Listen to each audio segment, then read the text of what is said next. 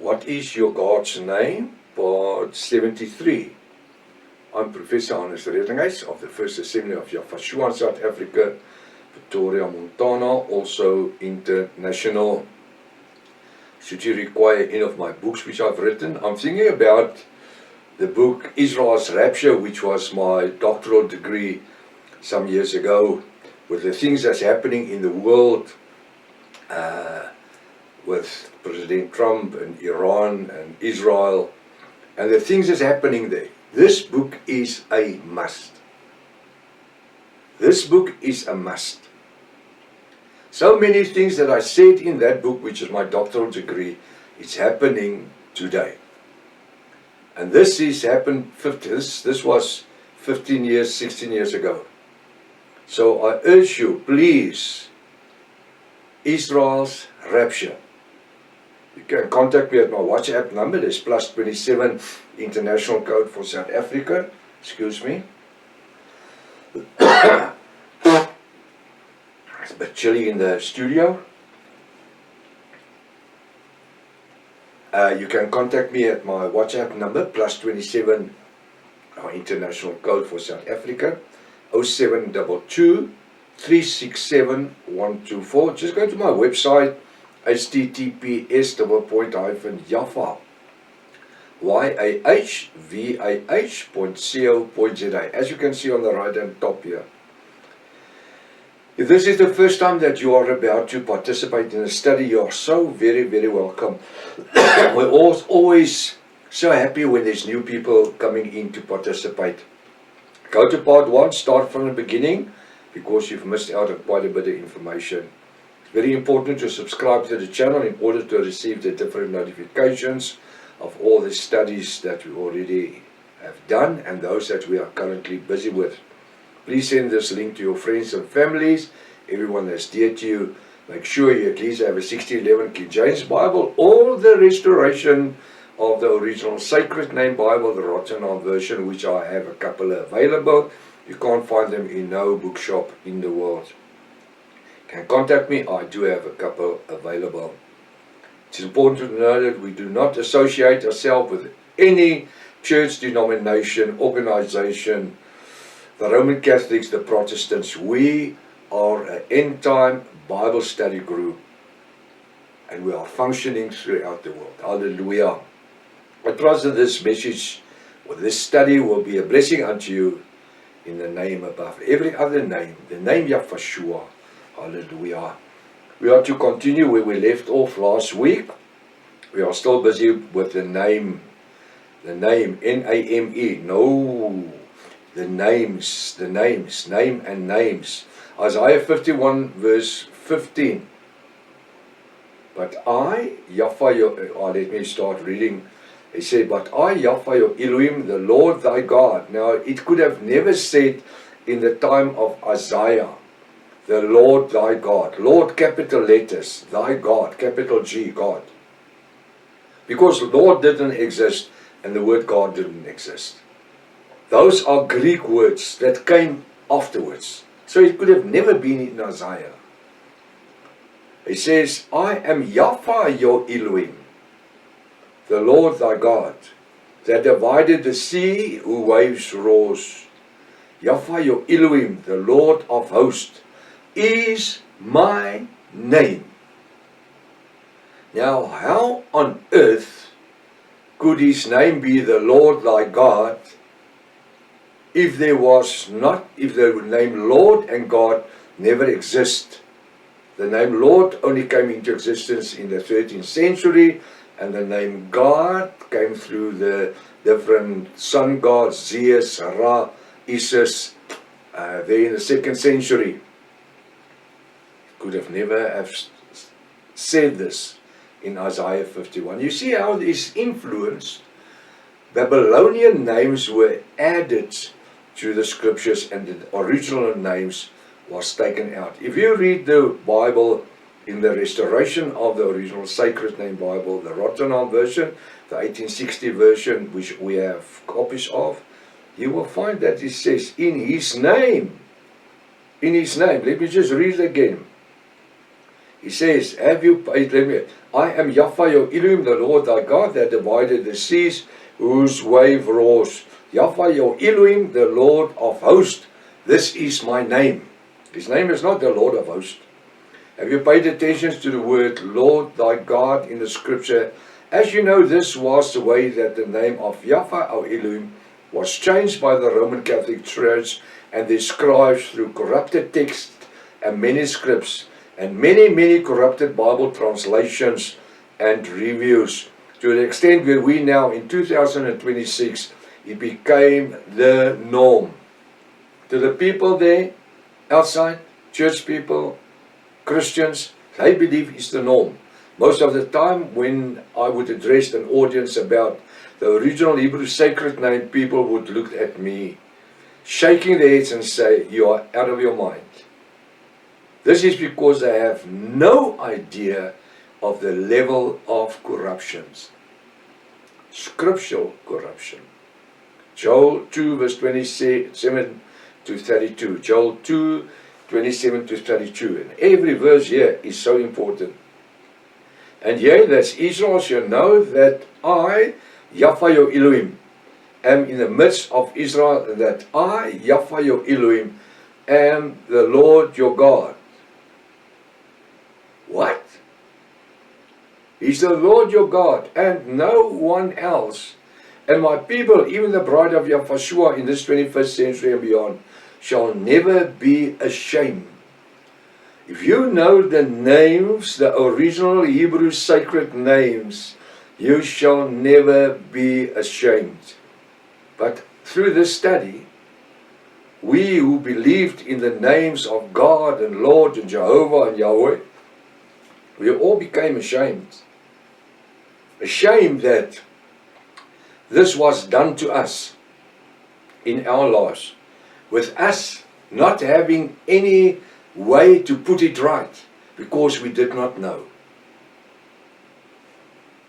Verse 32, and it shall come to pass that whatsoever thou shalt call, now listen, and it shall come to pass that whatsoever shall call on the name of Yahweh your Elohim, he says in brackets, the Lord, could never have said the Lord, capital letters Lord, and shall be delivered, for in Mount Zion in Jerusalem shall be deliverance, as Yahweh your Elohim, the Lord, has said, and in the remnant of Israel, whom Yahweh your Elohim, the Lord, shall call. It's laughable. It's laughable. When studying verse 27, we have noticed how the name Lord, capital letters, is written. This is supposed to draw the uninformed reader to the conclusion that the name Lord in capitals is and was the name of the Almighty, the Creator of heaven and earth. It's so important that you get my book, What is Your God's Name? In verse 32, our attention is drawn to the fact that whatsoever shall be called in the name, excuse me, I said 32, I mean 27. I just want to check here. Yeah, it is 32, excuse me. In verse 32, our attention is drawn to the fact that whosoever call in the name of the Lord shall be delivered. If I ask you to now call upon the letters L-O-R-D, do you think any person can be saved or delivered? L-O-R-D. While you now know it's not his name. Surely not. Because as you already know, the words Lord, Lord, God and God were replaced with the Greek words Kyrios and Theos. Each of the above names is Roman Catholic creations for the purpose of replacing the original ancient Hebrew sacred name of Yahweh our Elohim. Whensoever enter prayers for deliverance in the name of the Lord, capital letters, Lord, and Lord with one capital letter, God, all capital letters, God with one letter, Yahweh or Jehovah, the demons would laugh at them. But when you pray for deliverance in the name of Yahushua, Yahweh, the Father's name, Shua, Savior and Redeemer. Yahweh. Every demonic spirit flees shouting because of the power in this name. There is power in the name of Yahweh, the name above every other name in the world.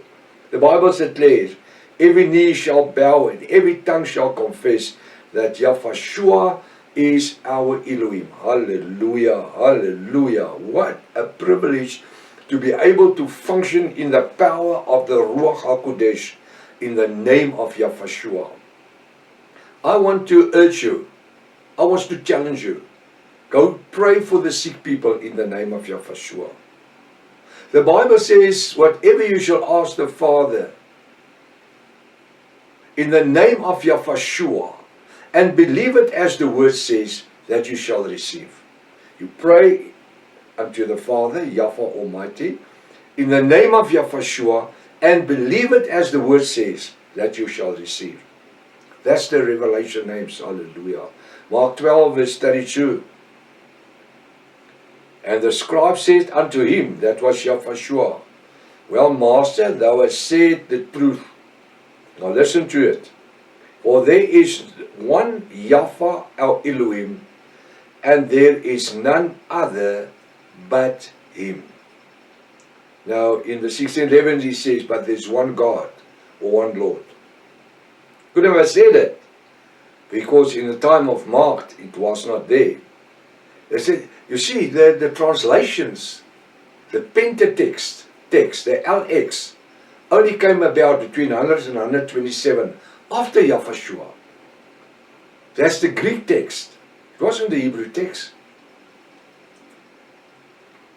According to the scripture, Yahweh the Son confirms that Yahweh his Father is the only Elohim, and there is none but him. Romans 3 verse 30. Romans 3 verse 30. Seeming it as one Yahweh, their Elohim, that's of course God, which shall justify the circumcision by faith, and uncircumcision through faith. Well, what?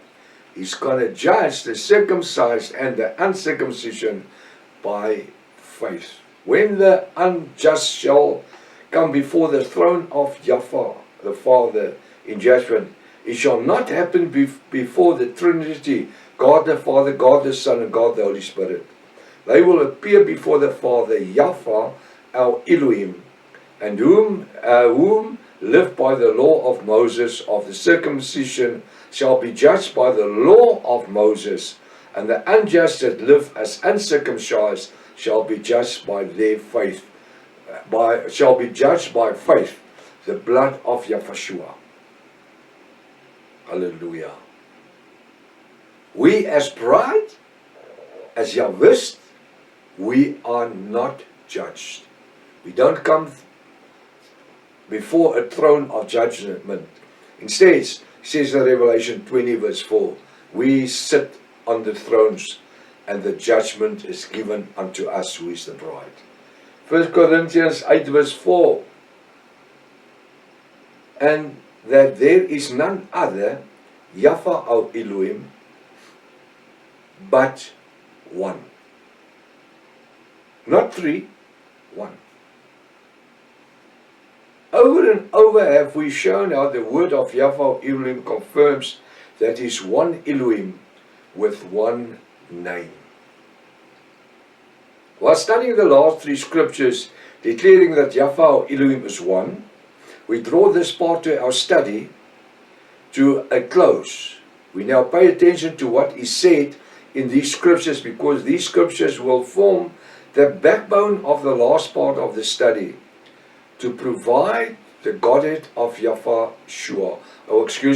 to prove the Godhead of Yahweh. You remember the glasses with the water? When reading the scripture, I need to draw your attention to Isaiah 53 verse 1 to 7. It was here that we discover, according to the Old Testament, who was the arm or the right hand of Yahweh our Elohim.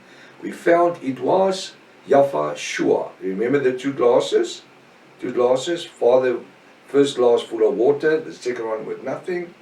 He came to earth, Yahweh, and only when he was 30 years old, he was immersed by John the Immerser, and Father Yahweh poured just a little bit of water into him, which is the Ruach HaKodesh. And he said out of heaven, "This is my beloved Son, in whom I'm well pleased." And then he started to perform, because he received the right hand or right arm of Father Yahweh, according to Isaiah 53 verse 1 to 7. Let's read, you can, now before we continue with Isaiah 53 verse 1 to 7, I want you to read in your own Bible, because continuing with this next scripture, let us read first Philippians 2 verse 6 to 11. Philippians 2 verse 6 to 11. It says, "Who being in the form of Yahweh our Elohim," that is God, "through it is not robbery to be equal with Yahweh our Elohim." So what does he says? He was in the form, the Spirit, and he was grown equal. Why? Because he received the right hand. According to the verse, we understand that no one in heaven and earth is equal to Yahweh our Elohim, but made himself Yahweh our Elohim of no reputation, and took upon him, this is Yahweh our Elohim, referring to himself, the form of a servant, that is Yahweh, and was made in the likeness of men. What does this mean? A, after reading Isaiah 53 verse 1 to 7, we again discover that Yahweh our Elohim is the greatness, could not come to earth, because every man and woman would die after seeing him. Then according to Isaiah 53, in heaven or earth, he created himself a human body who would be Yahweh.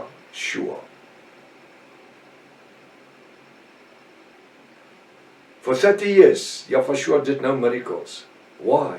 Because Father Yahweh have not revealed himself and poured out himself into Yahweh.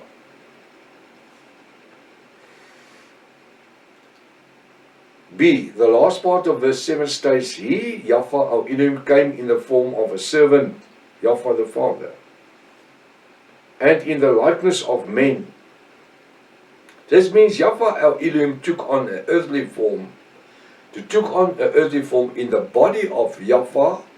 It says in the body of Yahweh, who for 30 years did no miracles. We already know he, that's Yahweh, had to be immersed by John the Immerser, for the Father to be able to be manifest himself in Yahweh. The moment the Ruach HaKodesh came down on Yahweh, he became the Son of Yahweh Almighty. Before that, he was the Son of Man. Then he became the Son of Yahweh. In the 1611 King James, the Son of God. Before that, he was the Son of Man, just to put it easier. And he was able to perform miracles for the next 3 years. Verse 8. "And being found in fashion as a man, he, that's Yahweh, humbled himself and became obedient unto death, even the death of the cross." He gave himself.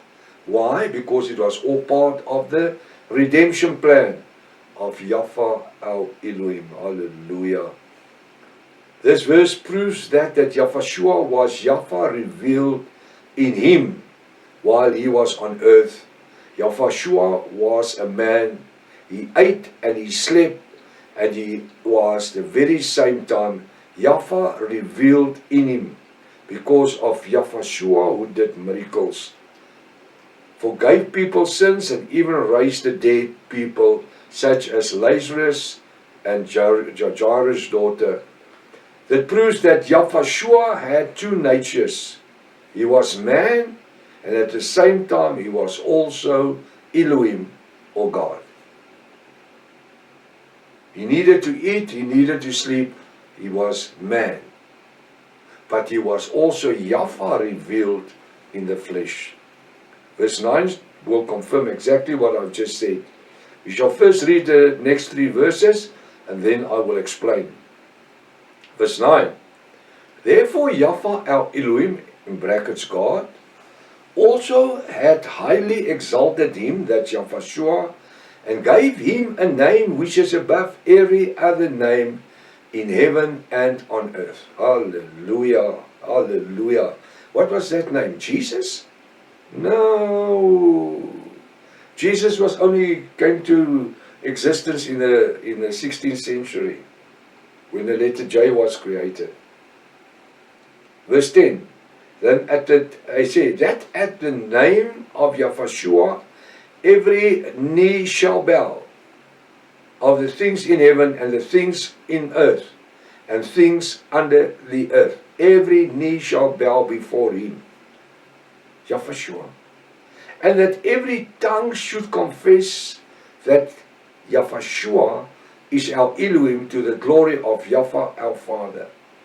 The people that does not want to confess Yahweh today, you are going to confess his name when you are going to kneel before him in the judgment. What is going to judge you? These messages that I'm preaching and teaching all the time, going out all over the world. This gospel of salvation in the name of Yahweh is going to judge you. I'm not going to judge you. Although the Bible says in Revelation 20 verse 4 that the judgment is given unto the bride. We are going to be part of the jury. But the fact that you did not want to listen and you chose to be blinded by church doctrine and theology, that is going to judge you. Because you will never say, I did not know. All these hours that we spend together is going to testify against you. From the start of the study, it became evident that Yahweh and his father, Yahweh, his Elohim, have the very same name. Verse 10 makes it very clear that in heaven, on earth, and under the earth, every knee shall bow and every tongue shall confess that Yahweh is our Elohim, to the glory of his Father. What more do you want? Now we will continue. Now we will study the scripture. 1 Timothy 2 verse 5 and 6. 1 Timothy 2 verse 5 and 6. And there, let me just give it again. 1 Timothy 2 verse 5 and 6. For there is one Elohim, that is God. And there's one mediator between Yahweh our Elohim, that's God, and men. The man, Yahweh Shua. That explains it. Yahweh couldn't come to earth. So he created a body in Yahweh, which are called the mediator, the in-between goer. And that's why Yahweh said, if you've seen me, you've seen my Father. We are one. I'm the mediator, the in-betweener. Verse 6, let me just read verse 5 first again. For there is one Elohim, that is Yahweh, and one mediator between Yahweh our Elohim, that's God, and men, that's us, the man, Yahweh. Who, verse 6, who gave himself for all to be tested in due time. The scripture makes it very clear that Yahweh is your mediator, the in-between goer. He intercedes for all, and not Mother Mary or anyone else in this world. Yahweh gave his life and his blood for us to be sacrificed.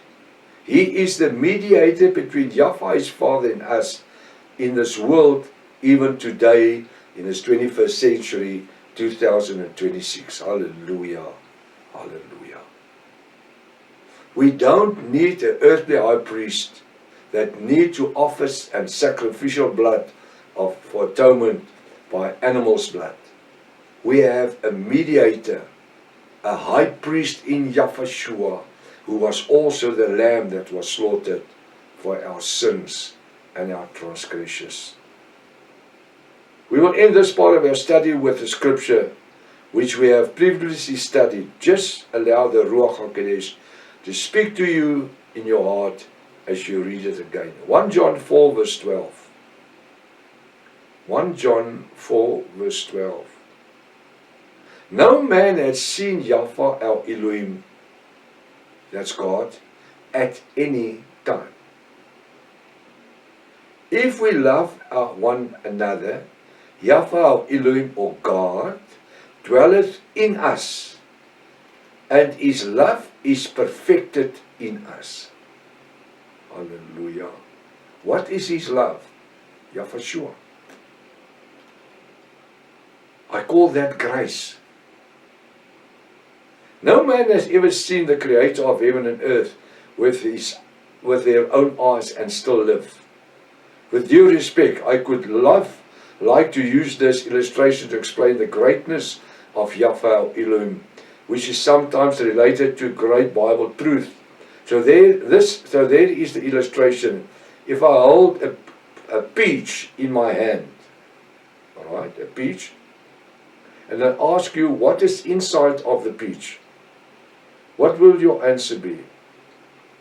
Surely a hole. There is my question is, how can you see the hole in the inside? If there's a peach and I say there's a hole inside, how can you say no? But you know it's there. You sometimes have a peach and inside the pit is not there, but there's a hole. How do we know it? Or we can say inside the peach is a pit. How do you know there's a pit? Well, first there's a round hole in the peach. There is flesh and meat inside the skin of the peach. Is the skin of the peach there? This is the second question. Do you have 3 peaches or do you have 1 peach? I have a peach. If I hold a peach, I have the skin.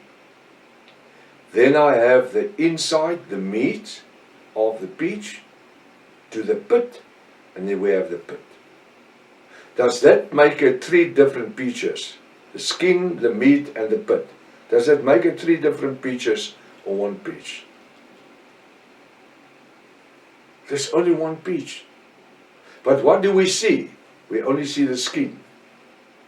We know what's on the inside, but we just see the skin. The Godhead of Yahshua, our Elohim, is exactly the same. No person can see Yahweh, our Elohim, and live. Yahweh, the Creator of heaven and earth, had to create for himself a body to dwell on this earth. This is the flesh of the peach. So we take the peach, we say the skin, Yahweh Almighty. He created himself a body, which is Yahshua, which is the meat of the peach. Then when Yahshua was immersed by John the Immerser, the Ruach HaKodesh, the skin of the peach, came down on him. And Yahweh Elohim spoke, saying, "This is my son in whom I am well pleased." For the next 3 years, there was a son and a father, for the purpose of the Godhead of Yahshua to be possible. So we have 3 different components: the skin, Father Yahweh; the meat, Yahshua; and the pit, the Ruach HaKodesh. Does it make it 3 different gods? 1 Elohim.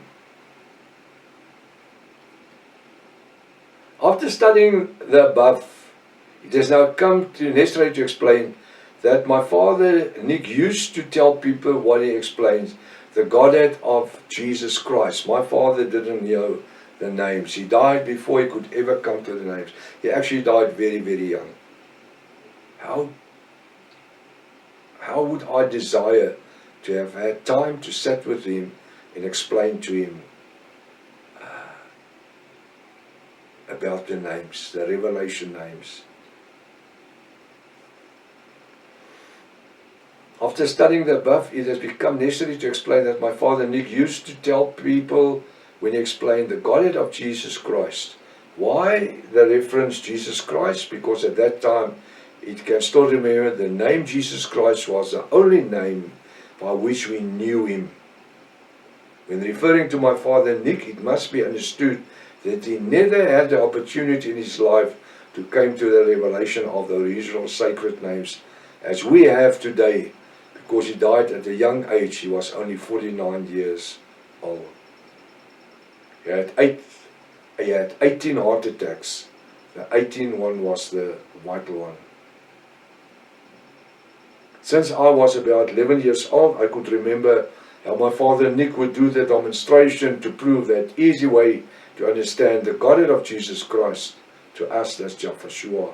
As a young boy, I would sit and listen for hours how my father would quote scriptures one after the other with great passion while explaining it, the Godhead of Jesus Christ, to the people.